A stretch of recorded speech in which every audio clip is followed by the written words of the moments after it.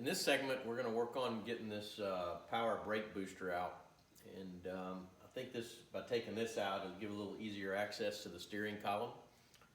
This brake booster's got a couple of supports on it, one here and one here, holds the proportioning valve there, and basically just has 4 bolts attaching it to the firewall.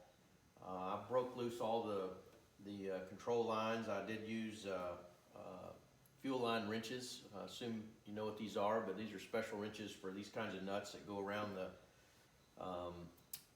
lines and then grab those bolts on 6 sides. So cut all those loose. I sucked all the brake fluid out with a little pill cup, got that out, and now we're just going to go about seeing if we can cut all these bolts loose and bring this whole master cylinder brake booster off at the same time.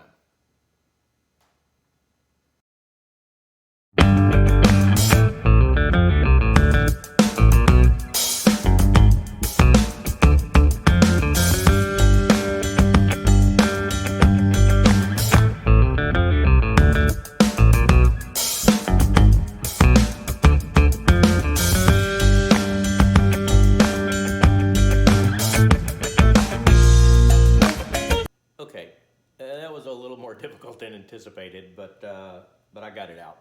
This whole brake booster assembly is held on by 4 half-inch nuts on these studs coming through the firewall. That was easy enough to get off once I got the support brackets off.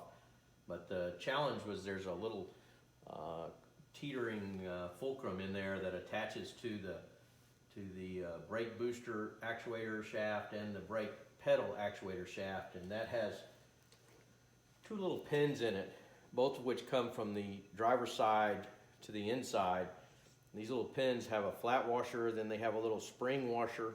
Don't know if you can really see that, but there's a little spring washer.